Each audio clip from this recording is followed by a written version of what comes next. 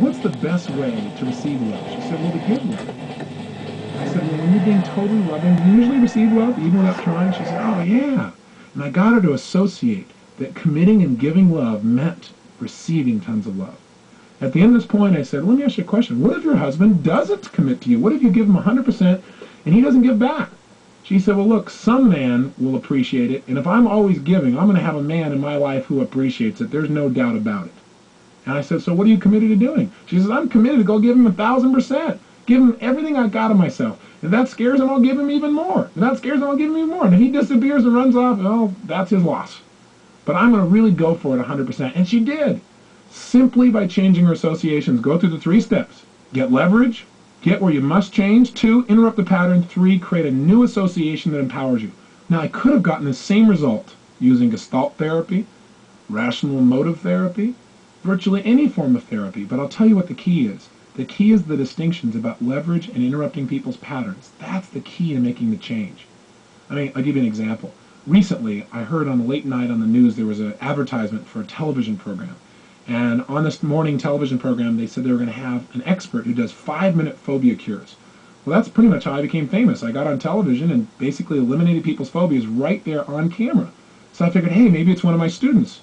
Or maybe it's one of the psychiatrists or psychologists I've trained. The next morning, I tuned in on the show, and it wasn't one of my own students. This guy had a totally different technique for eliminating phobias. And here's what it was. First of all, they brought this man on. He was a psychologist. And they brought him on, and they said, look, okay, he's going to eliminate this man's phobia. And the man came up and he said, this man has a phobia to snakes. Sir, how do you feel about snakes? The man said, not very good. I thought, wow, major phobia. When I deal with people with a phobia, I look for somebody who's out of control, somebody who's screaming and that stuff. I thought he didn't exactly pick a real challenging subject, but okay, here we go. So then he's going to test it. So I figured, what I've done on a regular basis is go out and I grab a real snake and just scare the heck out of somebody and see that it really works. And then I test it afterwards to see if it works by handing them the snake and having them wrap it around their body. In fact, I did it with a giant boa constrictor on a couple of television shows that when I first saw the boa constrictor, I had to work on my neuroassociations. But anyway, the bottom line is this guy brings out a plastic snake. And he brings the snake and he pushes it in front of the guy and goes, "Rugh." The guy looks and goes, oh. And I thought, oh, God. All right, well, let's see what he's going to do. So sure enough, this is on national television. Sure enough, the guy reaches out and he goes, what I'm going to do with this man is a technique called temporal tapping. What he does is he has the man stand there and he says, okay, sir, I want you to think about snakes. And he takes his fingers and he starts smacking this guy on the side of his head on his temples. He goes, wham, wham, wham, think about snakes. Wham, wham, wham, think about snakes. Wham, wham, wham, think about snakes. Wham, wham, wham.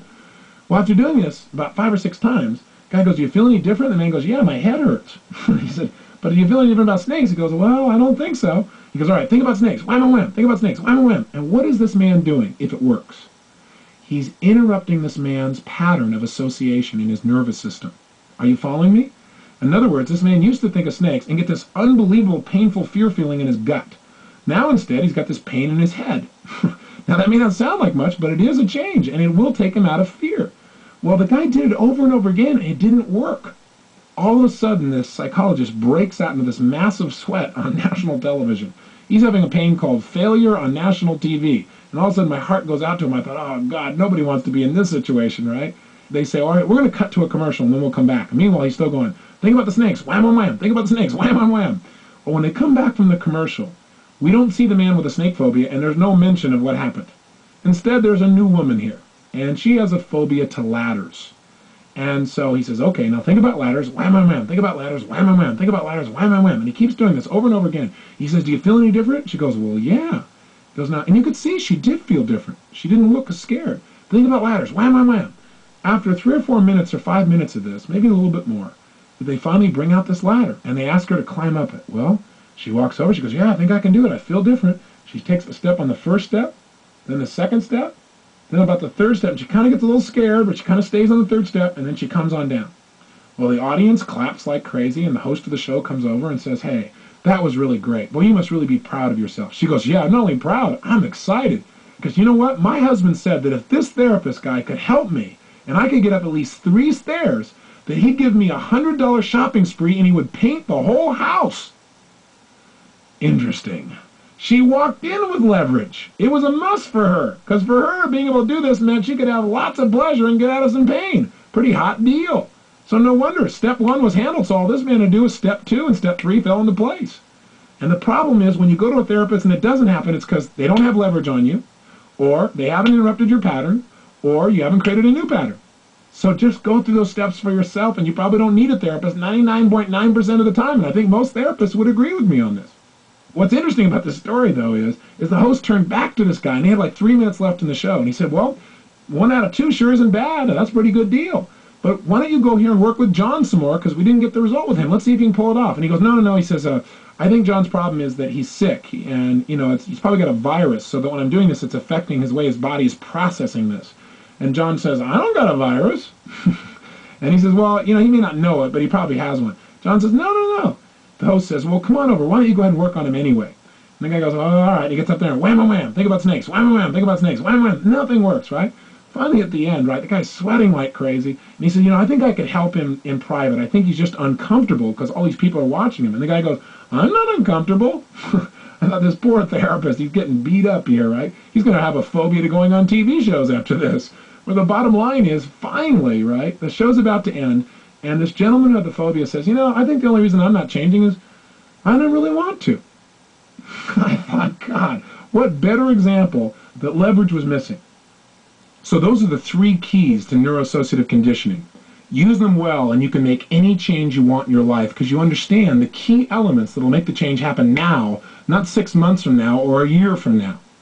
And I want you to know, I know there's a lot to absorb here in a 30-minute tape. So you might want to listen to it again, and each of these 3 steps we'll be using over and over again over the 30-day period here. So you'll get used to them, and you'll get a lot more examples, for example, on how to interrupt people's patterns, how to interrupt your own patterns, fear patterns, if you will, sabotage patterns. In fact, we have some specific tapes during these 30 days that are only on how to interrupt those patterns and make the changes.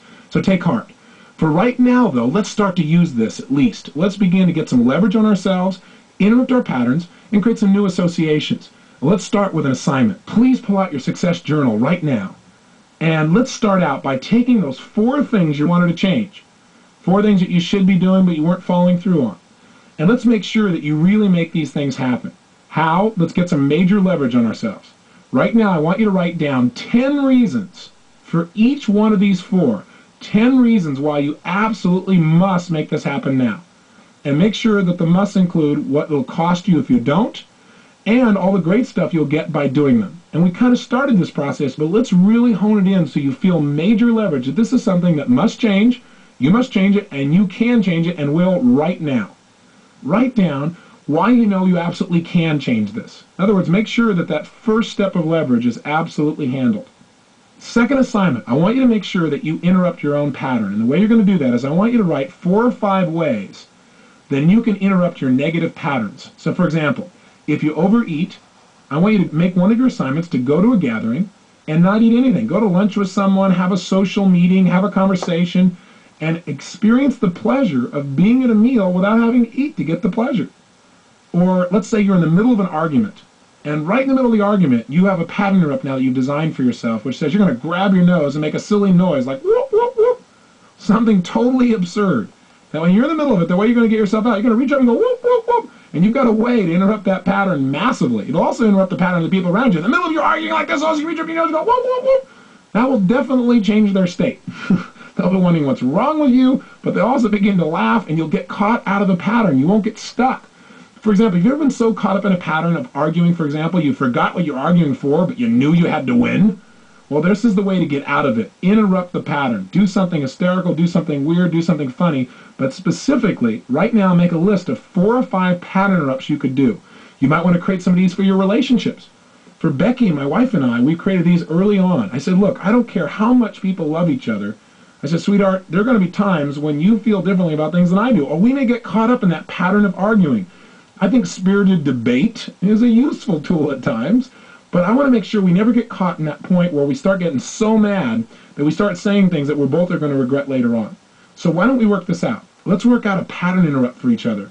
So if we ever get to the point where we're caught up in an argument and we're getting a little crazy, a little insane, if one of us gets sane even for a moment, we realize this is stupid, then that person is to interrupt the other person's pattern. And we made an agreement in advance of something that we could whisper in that person's ear, and no matter what was going on, we just let go of it. Even if we knew we were right, we were just to let go of it at that moment, and we come back to it later on when we're in a better state of mind. But pattern interrupts can save a relationship. They can make things really work